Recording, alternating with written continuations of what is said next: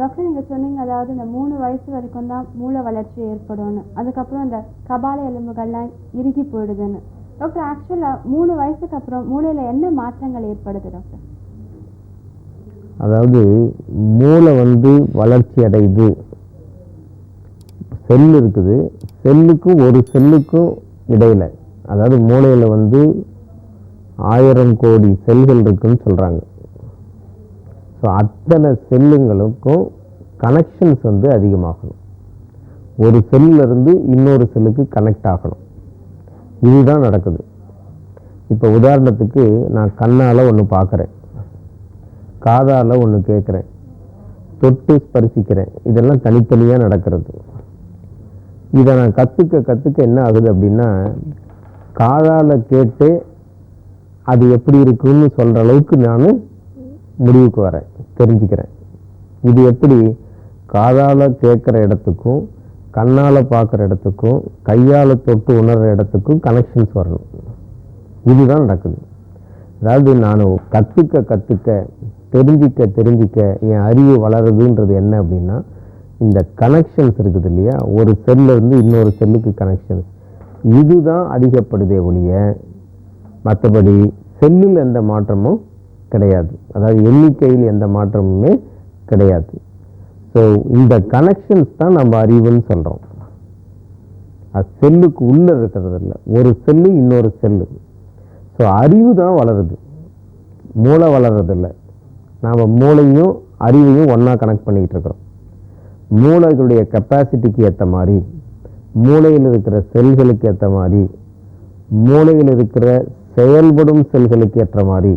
மூளை செல் இருந்தால் மட்டும் பிரயோஜனம் கிடையாது, அது ஃபங்க்ஷன் பண்ணணும். செயல்படும் செல்களுக்கு ஏற்ற மாதிரி இந்த மாதிரிலாம் அதுக்கு ஏற்ற மாதிரி நான் கற்றுக்கிறதுக்கு ஆப்பர்ச்சுனிட்டிஸ், சந்தர்ப்பங்கள் இருக்கணும். இப்போ நான் பிறந்த உடனே என்னை கொண்டு போய் ஒரு காட்டில் எந்த விதமான ஒரு மனுஷ நடமாட்டமும் இல்லாத இடத்துல போட்டிங்கன்னு வச்சிங்க, நான் நிறைய கற்றுக்க மாட்டேன். எனக்கு கற்றுக் கொடுக்கணும். ஸோ இந்த மாதிரி இருக்கிற சூழ்நிலைகளுக்கு ஏற்ப எனக்குள்ள இன்ஃபர்மேஷன்ஸ் நிறையா போகுது. இதுதான் இன்ஃபர்மேஷன் ப்ராசஸிங்.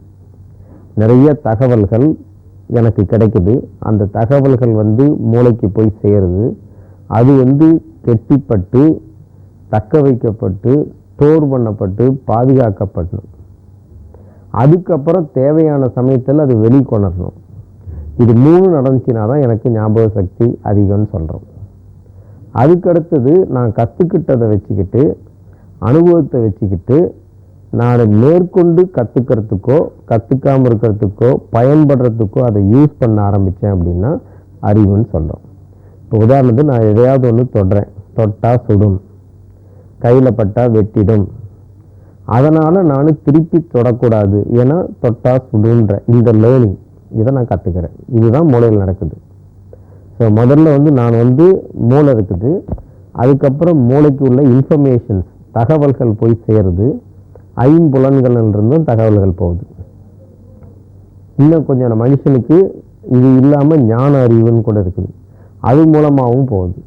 ஸோ இந்த மாதிரி போகிற விஷயங்கள் எல்லாம் ஸ்டோர் பண்ணப்பட்டு எங்கே பாதுகாக்கப்படுது? ஒரு கனெக்ஷன்லேருந்து இன்னொரு கனெக்ஷனுக்கு போய் அது பாதுகாக்கப்படுது. இதுக்கு பேர் தான் அறிவு. ஸோ மூளை வளர்ச்சி ஓரளவு, மூளை வளர்ச்சி அடையும் போதே நிறையா விஷயம் கற்றுக்குறோம். நிறையா பிள்ளைங்க பார்த்தீங்கன்னா 3 வயசுலேயே நிறையா கற்று முடிச்சிடுது. அதுக்கப்புறம் அதுக்கு ஏற்ற மாதிரி நாங்கள் அனுபவப்பட அறிவு வளருது, அறிவு பெருகுது. இந்த அறிவு எவ்வளோ நாளைக்கு போயிட்டுருக்கோம்? அது வாழ்நாள் முழுக்க கிடையாது. ஸோ இன்டெலிஜென்ஸ் அப்படின்றது என்னென்னா எபிலிட்டி டு லேர்ன். நான் எதையாவது கற்றுக்கிறதுக்கு ஒரு திறமை எனக்கு இருக்கணும், அது மட்டும் இன்டெலிஜென்ஸ் கிடையாது. அதுக்கப்புறம் அந்த கற்றுக்கிட்டதை வச்சுக்கிட்டு என்னுடைய வாழ்க்கை மேம்படுற அளவுக்கு அதை உபயோகப்படுத்தவும் எனக்கு தெரியும். அப்ளிகேஷன் இருக்கணும். நான் எதையாவது ஒன்று கற்றுக்கிறேன், அந்த கற்றுக்கிறத நான் அப்ளை பண்ணணும். எதுக்காக? நான் வாழ்நாளில் மேம்பட, எனக்கு வாழ்க்கையில் அட்ஜஸ்ட் பண்ணி போக, சில கஷ்ட நஷ்டங்களை சமாளிக்க, இந்த மாதிரிலாம் நான் கற்றுக்கிட்டதை உபயோகப்படுத்துகிறேன்னா நான் அறிவுள்ளவன். இதுக்கு பேர் தான் இன்டெலிஜென்ஸ்னு பேர். இது நடக்குது. ஸோ நான் பிறந்து வளர்ந்ததுலேருந்து அதுக்கப்புறம் 3 வயசுலேருந்து அதிகபட்சம் 16 வயசு, ஒரு குறிப்பிட்ட திறமையோ அல்லது திறமைகளையோ நான் வளர்த்து கொள்ள ஆரம்பிக்கிறேன். இது மேக்சிமம் ரீச் ஆகிறது 16 வயசு. ஸோ முதல்ல மூளை வளருது, வளரும் போதே அறிவும் வளர்ந்துக்கிட்டு வருது, அதுக்கப்புறம் அறிவு திறனாக மாறுது. அந்த அறிவுத்திறன் 16 வயசுக்குள்ளே மேக்சிமம் ரீச் ஆகிடுது. ஸோ மூளை சும்மா இருக்கிறது இல்லை, மூளை அறிவை சேகரிச்சுக்கிட்டே இருக்குது. ஸோ ஃபஸ்ட்டு மூளை வளர்ச்சி, மூளை இருக்கணும், எனக்கு அது ப்ராப்பராக வளரணும். வளர்ந்த பிறகு அது உபயோகப்படுத்தப்பட்டுச்சுன்னா அறிவுள்ளவனாக நான் மாறுகிறேன். இதுதான் அந்த வளர்ச்சி மூளைக்கும் அறிவுக்கும் ஏற்படுறது.